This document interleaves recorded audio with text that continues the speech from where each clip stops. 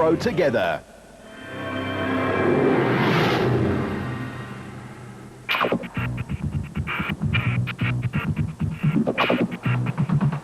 The Limpopo province is the most northernmost province of South Africa, bordering Zimbabwe, Mozambique and Botswana, and is named for its most important river. It is rich in history and heritage. After all, one of the most ancient gold-using civilizations' remnants were discovered here. The province stretches over a massive 124,000 square kilometers, with the massive Waterberg biosphere, as declared by UNESCO, forming a great backdrop for off-road racing. Its unique, dry, deciduous forest, challenging landform and hot weather makes it the ideal place to test vehicles and their occupants for the 6th round of the ABSA Off-Road Championship.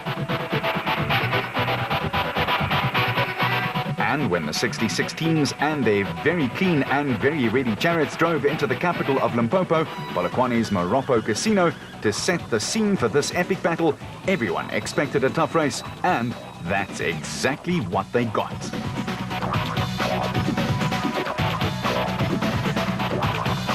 But luckily for crews and cars, the weathermen cooperated and delivered overcast conditions for the prologue, which was scheduled for a testing yet fast 35 kilometers on Friday. While the race over 400 k's would take in fast flat roads with a whole host of gullies, washouts, thick riverbed sand, and then the typical bushveld and thorn trees, which limits visibility severely at times. But if you couple all of that with the typically dry and dusty conditions, it doesn't exactly rain a heck of a lot in this part of the world at this time of the year, then you get the picture. Well, the full picture in the production car championship looked like this. Nissan's Duncan Foss and Ralph Pitchford was setting the pace in the defense of their national championship. Yeah, there's not much of a gap between us and the Ford.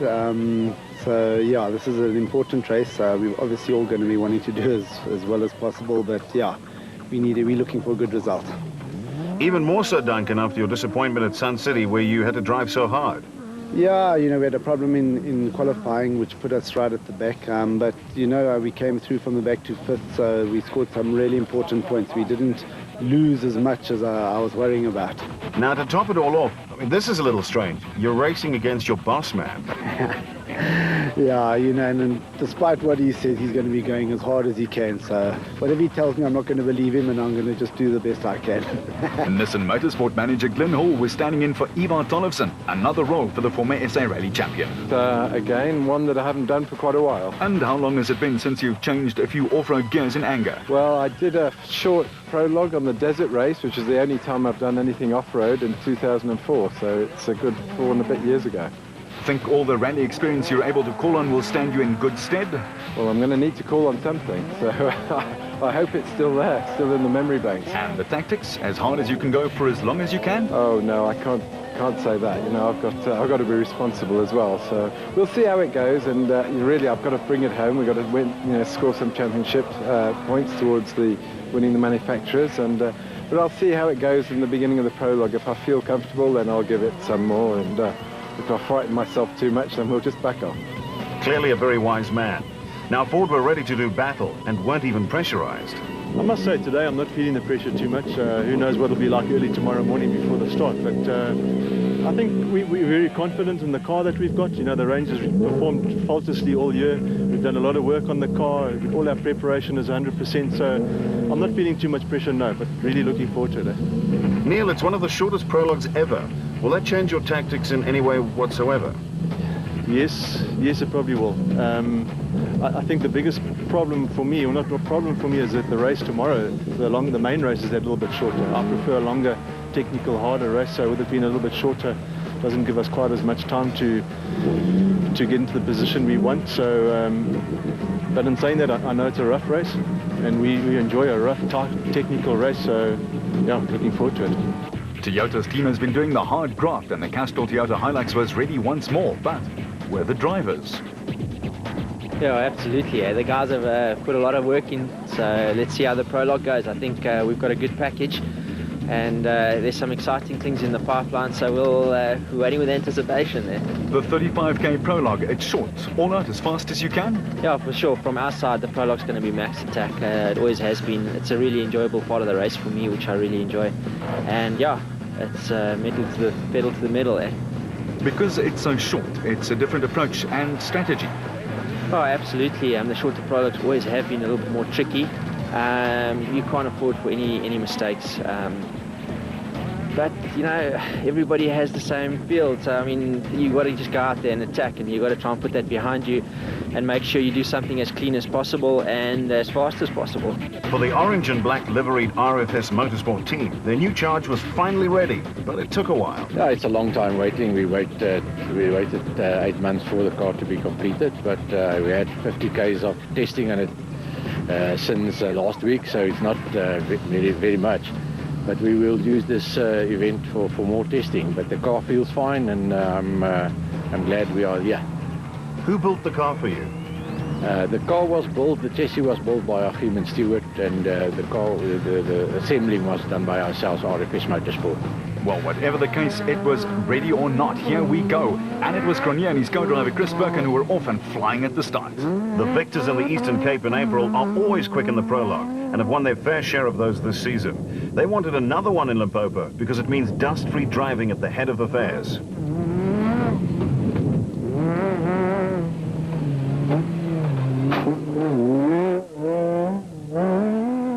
Hall was clearly relishing being behind the wheel again. He and Britquin Evans were exceptionally quick, and the Sasol Nissan Navara was herring along.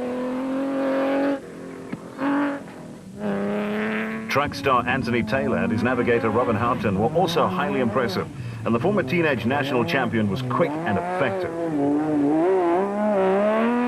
The four-time national off-road champion Hannes Grobler and Johan Moore were themselves in a mean mood, and at the first time check, they were only a shade over 20 seconds off the pace. Hannes was looking for a second consecutive win here. And at the same time check, Chris Visser and Jalpi Badenhorst in their Castrol Toyota Hilux was 17 seconds behind Grobler and 5th in the SB class.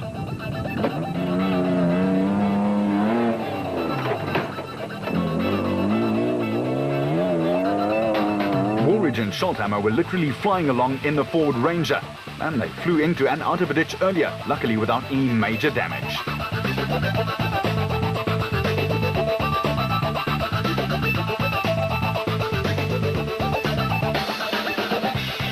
But they would all have to contend with Force, who was fast, but seemed a little subdued.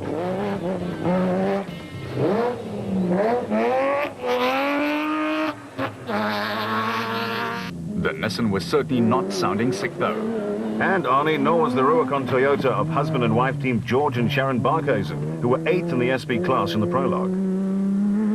Toyotas took 6 out of the top 10 places rolled as the McLaren XL dealer team with father and son, Hichu and Jaap de Bruin, were 1 minute and 45 seconds behind in 9th.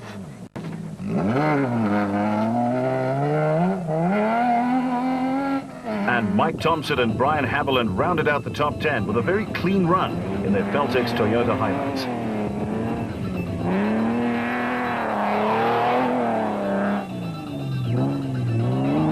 In car now with Kobus van Tonder and Rian Grapper in the Unifreight Ford Ranger. And look at the drop-offs and the loose sand. And listen to the Ranger's engine working overtime. Wat u, bal is op.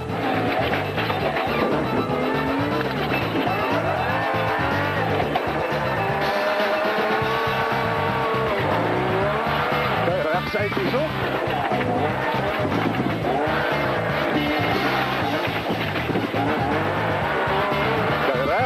In Class D, the Zamatin brothers, Henry and Maurice, had their Nissan hardbody exactly 40 seconds ahead of the competition. A controlled yet quick run. But the cars took some heavy punishment. The chase for second was led by the Raconic squad, Coetzee Labuskaghni and Johan Gerber in their Nissan. The dust was hanging thickly over the route as Class E leader Jack Peckham and Lucio Santoro skittered into view.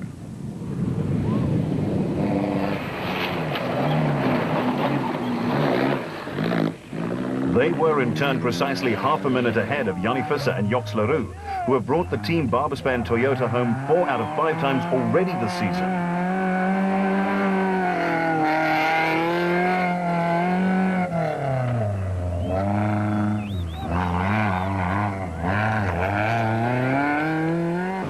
But the dry riverbeds and thick sand gave the young locals a free joyride. Strafford Vogt and Ben Creer in their Jeep obliged.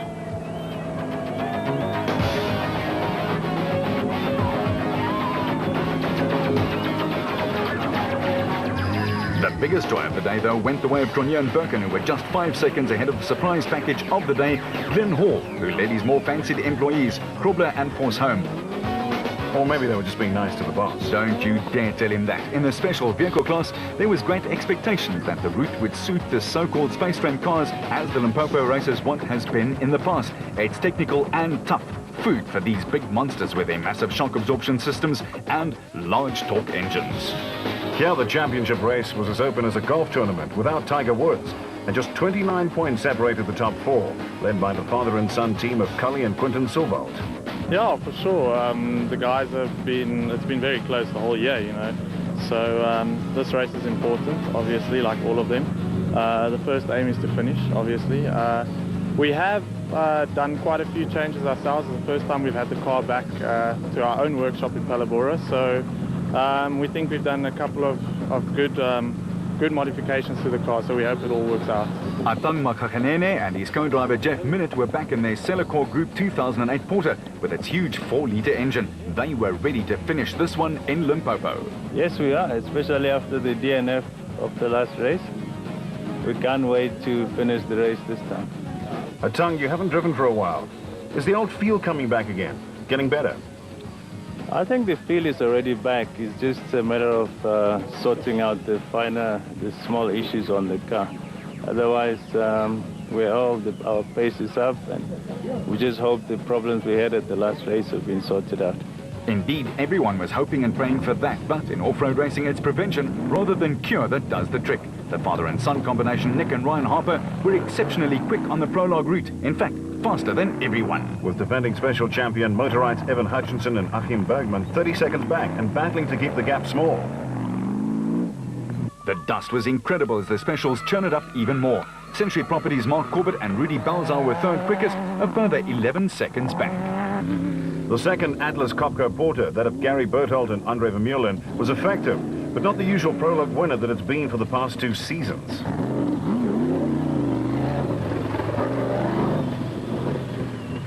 And the teams were marking each other closely as Colin Matthews and Alan Smith in the second Century Properties back came steaming by too. Botswana 1000 Desert winner Shamir Bariawa and his co Siegfried Rousseau were just a further 4 seconds back, and had the huge Total Motorsport Porter nicely under control early on. After just 1 kilometer, Nandus Alberts and Audrey Roots in the Rapsa bat. But they wrapped it pretty hard there, and the impact hurt both their backs so badly that they immediately retired. Short day at work, unfortunately. It's gotta hurt. Now in the Class P, the siblings David and Gary White had the Rubicon bat going well, but the pressure was on. Why? Because the two Dons, Thompson and Blakey, were only 16 seconds behind them and pushing hard.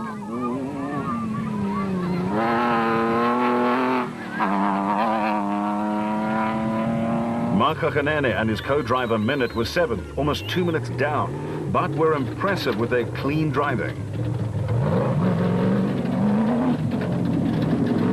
And just behind them, former national champion Terence Marsh and Peter Groenewald in the Regent Racing bat were keeping them in sight, 2 seconds in arrears. And in the smaller class, Class B, the Stapex racing crew of Alistair Stubbs and Mark de Chalane had a slender lead of just 21 seconds at the end of their prologue.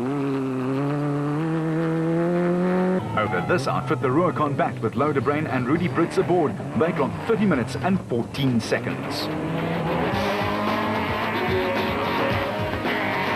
But when the watchers were stopped at the line, it was the Harpers who had a huge 30-second lead over the Motorite team. Just 2 minutes covered the top 31 drivers. The standard was very impressive. We continue racing right after this. Vehicle and Asset Finance from ABSA, going the extra mile to get you financed. Vehicle and Asset Finance from ABSA, going off the beaten track to find solutions. Over just a 35-kilometer distance, drivers can really fly. But it also means that the mechanics have to do a huge amount of work afterwards. It's check and recheck. And it's replace and, of course, repair. The vehicles have to start off the next day ready for a rather hefty, dusty and tough 400 Ks. Good. We had a bit of a scare right at the beginning. There was a bit of a dip. We all went and had a look at it, but it didn't look too bad. And we went into it a bit too quick. It shot the car right up in the air, and it's kind of like put me off my rhythm for, I think, the first 2 or 3 Ks. But maybe it wasn't a bad thing because some of the guys rolled and some guys got hurt apparently, so it's okay. We did a fair time. We fifth on the road tomorrow, which is okay. Only a couple of seconds in it, and there's 400 kilometers of racing tomorrow, so I think it's going to be quite a tough one. It's quite a hard terrain, hard on the car, lots of things to catch you out, so type of race we like, so looking forward to tomorrow. Yeah. Diagnostic readouts were checked one more time, and as the sun set over the Limpopo province, the thorny issues of the next day's racing were uppermost in everyone's minds. The next morning dawned cool and crisp, but the weather was also expected to be fine for the day's racing. The dust was enemy number one, though. It's an excellent start to the weekend. I unfortunately had a little bit of trouble in the prologue. I got a bit of dust from my tom set, sort of the last 6 kilometers, which might have cost me about 10 seconds or so. But on the whole, yeah, it's been so far a great event. Let's just hope that it can stay together like this, and let's hope for 1-2 finish for Toyota. But in the Nissan camp, they were hoping for the same thing. Manager Glenn Hall surprised himself with a great 52nd birthday present. Well, I got a few frights as well, but yeah, it was nice. It was a good surprise, and we felt we were going well, but of course I haven't got a championship to look after, and we were a little bit further back on the road, and I think that helped. But nonetheless, yeah, it was good and exciting. You must have surprised all your other regular drivers. Yeah, but they were at the front of the field, so it's unfair of me to take the kudos for winning from that position, that's for sure. The Harpers were very pleased to have set the pace up front, even leaving the production cars in their wake by 14 seconds. Yes, of course. We're very excited to start first here. It's a good one for Atlas Copco. All we're going to do is go out and have fun and try and keep it in front. It's been an up and down season so far for you. You need a good result, don't you? Yeah, I'm sure we'll get a good result, but you've got to take the good with the bad. You can't always win, so we're going to give it all our best. Mark Corbett in the Century Properties bat was third off the line in Class A. Yeah, we had a relatively good time trial yesterday, qualifying third in class. Got a little bit held up at dust, but I think it's the right place to start today, 6th overall. Have you been able to finally sort out all the little problems you've had so far this season? Yeah, we definitely are looking forward to getting a good result out of the car. It's been a long year for us with all the teething problems and stuff, but I think the car's finally working now. Music to a mechanic's ears, and the Atlas Copco bat of the Harpers made sweet music when it hit the road first off. Cronje and Birkin were just 14 seconds back, just far enough to stay out of the dust. While Hall and Evans were keen to take their prologue success into the race proper.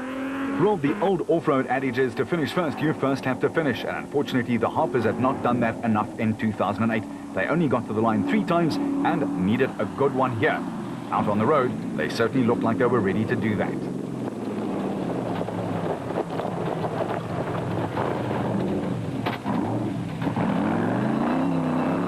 Mark Cronje's figure is the same, but for the fact that his first race was a finish.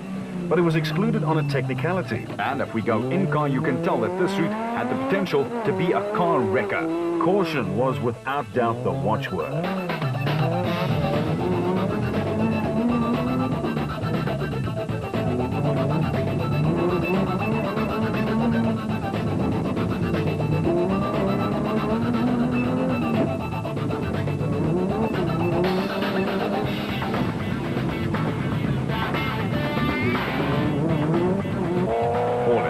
Were, after the first 10 Ks, still going along ahead of the big names, and the Nissan Motorsport manager must surely have had a little chuckle to himself.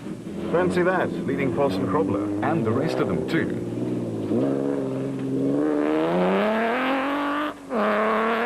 Taylor jumped straight from the track to off-road and immediately made an impact. Looking at him here, you can understand why.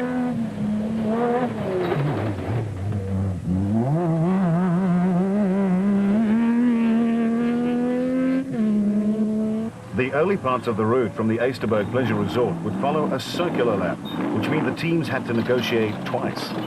With a designated service point at the finish at the Moropa Casino and Entertainment World, Evan Hutchinson was certainly enjoying it early on, still in second place. But Corbett had thrown caution to the wind and was chasing hard, sideways at times in his haste. And then he promptly stalled it.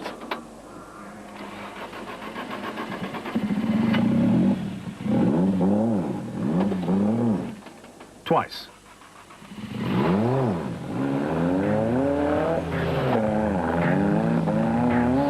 And I can bet you that Balzar was holding on for dear life right there. Crawler 2 was going very quickly in 4th place.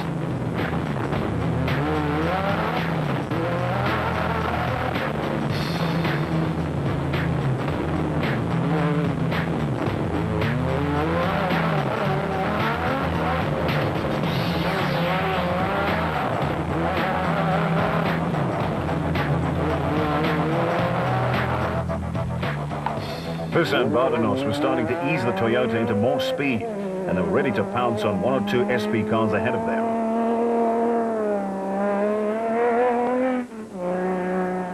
Berthold and Vermeulen was one of the teams catching up quickly, and the Nissan Sugar Belt winner looked like he was putting in a strong early run.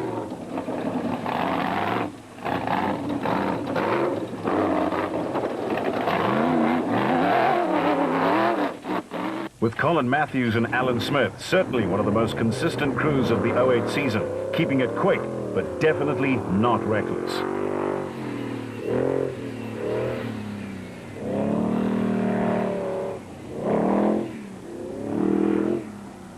The dust and the drop-offs was already having a huge effect on concentration. And even the best crews can wrong slot every now and then. Luckily, not too much time lost.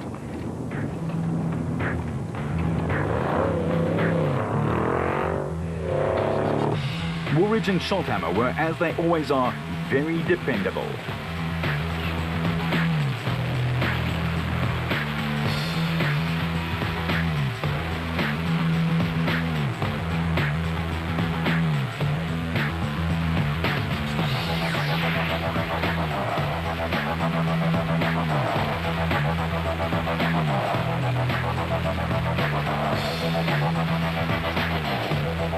Bariawa and Rousseau in the Total Motorsport Porter were also loving the condition. The tougher it becomes, the more Shamir is at home.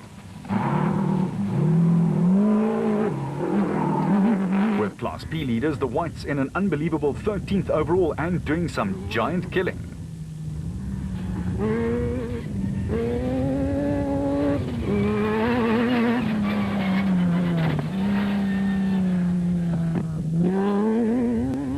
The dust was a massive hurdle to overcome. Visibility in parts that get worn or damaged due to the excessive grinding. Foss and Pitchford driving with the usual calculation. But maybe not that time. No. The Ruacon husband and wife team, the Barkhuisens and the Toyota Hilux, were themselves doing a fine job and holding down 8th place. But guess what? They made the same wrong slot as Matthews and Smith. Obviously, the road book was a little confusing here. Yes, and a few precious seconds gone right there.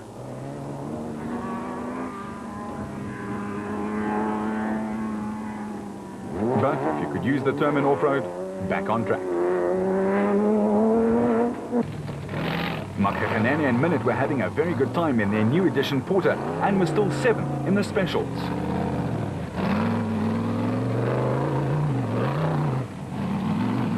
In the production car class, a flying XL dealer team Toyota crested the hill and charged right towards us. The De Bruins were mowing down the competition in front of them, one at a time. The Roosts, Don Bailey and Warren Manthe were 10th and had the big back going in the right direction. And in the SP class, 10th place was held down nicely by Mike Thompson and Brian Haviland in their Toyota.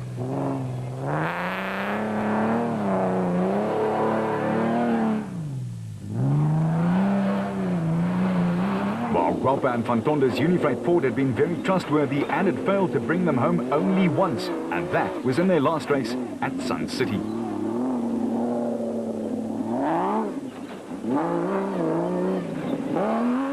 John Moore and Tom Klaassen in their Free Spirit had started off 27th overall, but were also steadily grafting their way up the order.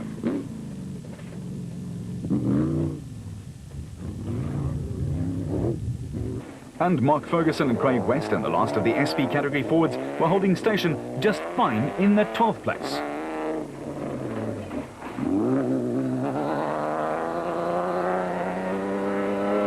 Class D has been a huge battle all season, but this time the Zermattens were determined to get her there in one piece. The Ryobi Nissan also looked like it was up for the task.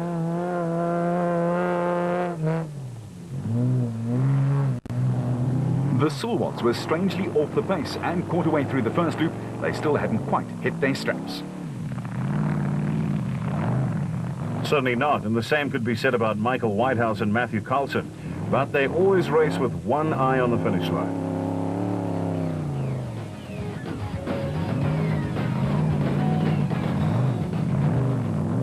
Hendrik Kraai standing in for Father Jan, who was overseas, and his co-driver Tito Puch had gone by one Class B car in front of them, and that got them into second place. And then in Class E, the pace setter in the front was Visser and LaRue, who had gone by prologue winners Peckham and Santoro. They were cooking. And we continue with the Limpopo 400's last lap and a half, right after this.